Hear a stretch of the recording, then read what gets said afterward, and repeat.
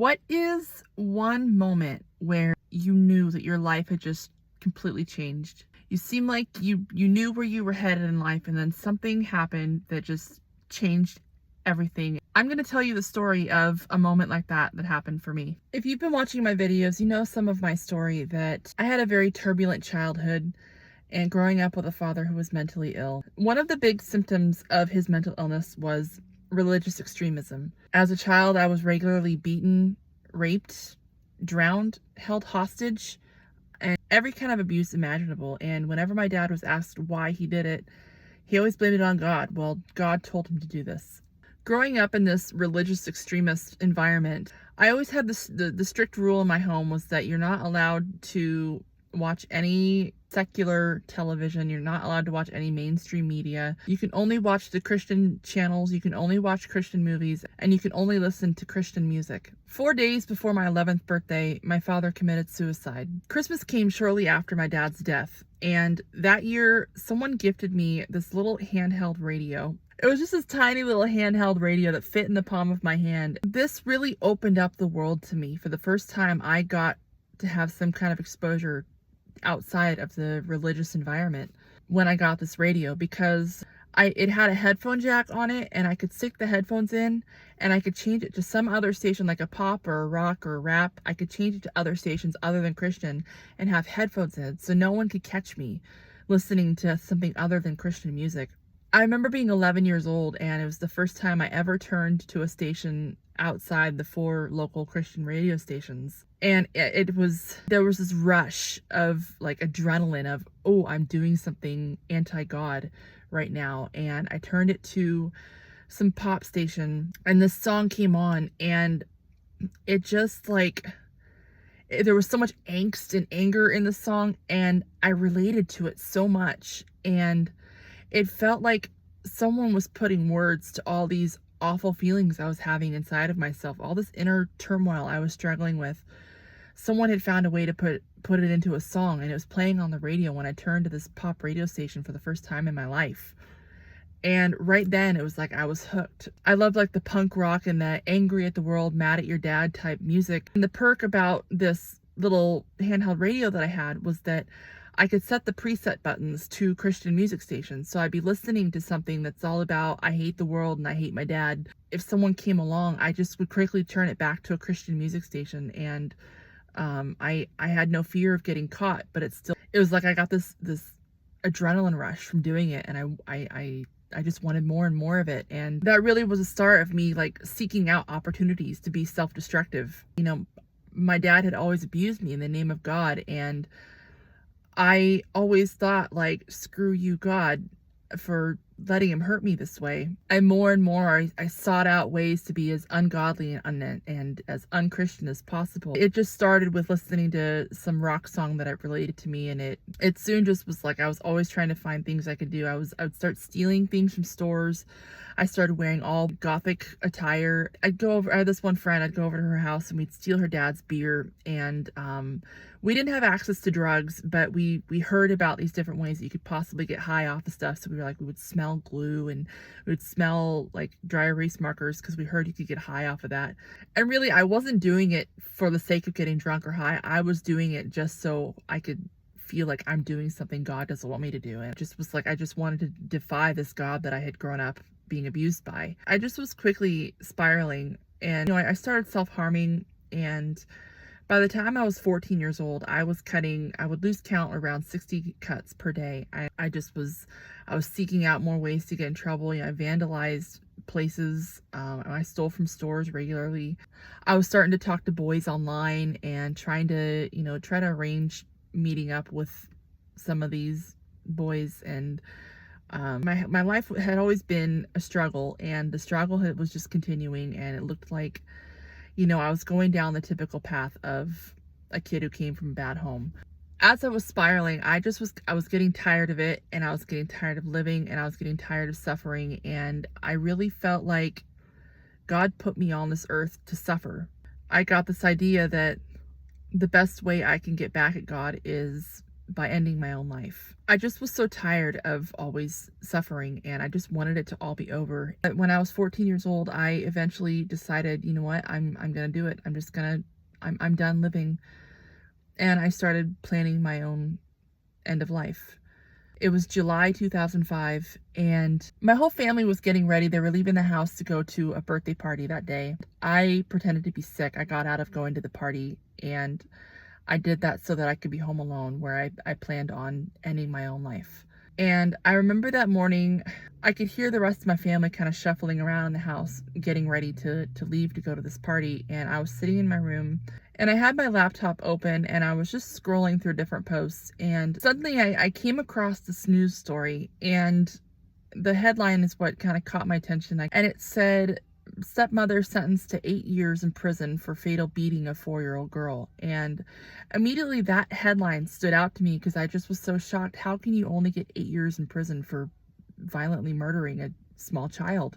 And so I clicked on the link wanting to read more about what had happened to this girl. And her name was Sarita Sotelo, and she had been horrifically abused, and it had been this horrible, violent, terrible death after a long time of having just a terrible life. She had suffered her whole life, basically.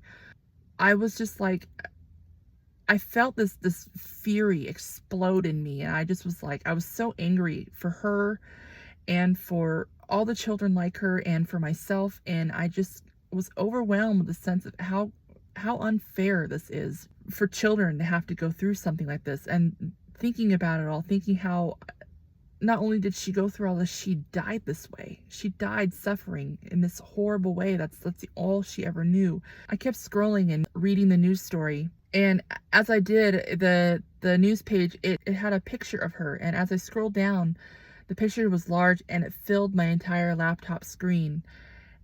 And suddenly I was looking at my laptop screen and I'm looking at her picture, and it's like my eyes locked with her eyes.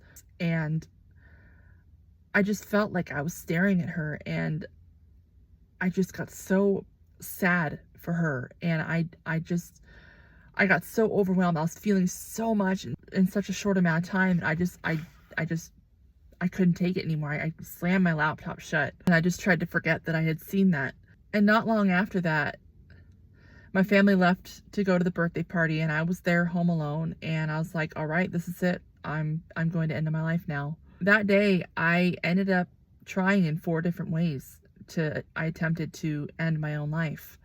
You know, the final way that I tried to end my life was I tried taking a bunch of painkillers, and I swallowed them all. But as soon as I did, I threw up and they all came up. They didn't have any effect on me. And while I had run to the bathroom and I threw up all these pills I had just swallowed, and right as I did, I had that little handheld radio in my hand, and I got so angry that all these attempts were failing that I just grabbed it and I just threw it, in a fit of rage, and it went flying across into my bedroom. So I opened up my laptop thinking I was going to look up efficient ways of being able to end my own life, being sure that I would be successful. And as soon as I opened my laptop screen, it turned on, and there she was. Little Sarita, her picture was still there. It's still filling the screen. And I just, again, it was like I locked eyes with her. I'm showing you the picture of her on the video right now. That is the actual picture that came up when I had this moment, that I was looking at her face on my laptop screen, and I had this crazy sense that it felt like she was really there and she was really looking at me, and we were locking eyes. And I had this intense moment of just staring into her eyes. Suddenly, this sense just came over me that she wouldn't want me to be doing this right now. I had a terrible childhood, but I survived. Not all kids survive the kind of stuff that I survived. And if she were watching me right now, she would want to have survived. She would want to have had the chance to live. She's watching me throw my chance away. Right then, I heard a voice in the background. This man was saying, this was her time. This was her dance. She lived every moment. left nothing to chance. And you couldn't have asked for a more perfectly in sync moment. And I realized that what had happened was that when I had been angry and I had thrown my radio, it had hit the button and it had gone to one of the presets, and it was on a Christian music radio station. The song was playing by Michael W. Smith, "This Is Your Time." And I'm staring there at little Sarita's picture and thinking she would have wanted to live, and the song is playing in the background saying, she would have wanted to live. And in the moment later, the words of the song, they said, "This is your time. This is your dance. Live every moment. Leave nothing to chance. Embrace the mystery of all you can be." It felt like God and Sarita were right there in the room, and they both were looking at me saying, "Girl, you got to change your ways. You got to stop this. You've got a life left to live." Then the song, it goes into this line where it says, "Fall on your knees and hear yourself praying, won't you save me?" And I did. I just, like, right as the song was playing, I fell to my knees. I pressed my eyes against my bed, and I just started crying out at the top of my lungs, "Oh God, please save me. Please, God, save me. I don't want to die. I want to live." I calmed down and I pulled my face away from the side of my mattress, and I just was overwhelmed with the sense that there really is a God. That God that I grew up hearing about, that God who told my dad to do these horrible things to me, that is not the real God. But there is a God out there, and he is trying to save me. He wants me to live. All these children who suffered in terrible ways and didn't get to live, and they want me to live, and they want me to live my life to the fullest every chance I get. And that was the moment that really was the start of everything for me. My life completely changed after that. It really started me on a journey. It was like I said, it was like my life had been going one way, and then I got to this moment and everything took a different direction. And I know that if I hadn't had that moment, my life would be completely different now. My life I might not even be alive anymore. That was the start of a journey for me, really, of exploring and learning for myself who God really is and what life is really all about. It's been a long, hard journey, and a lot of highs and lows, and of course I still don't have it all figured out, but I've come a long way. There are days that I wonder if I got it all wrong. There are days that I wonder if I made a big mistake. And there are a lot of people out there who gave me a lot of flack for making that decision because they thought I was getting it wrong. They had always known God to be one way. They had always believed certain things about religion and God and the Bible.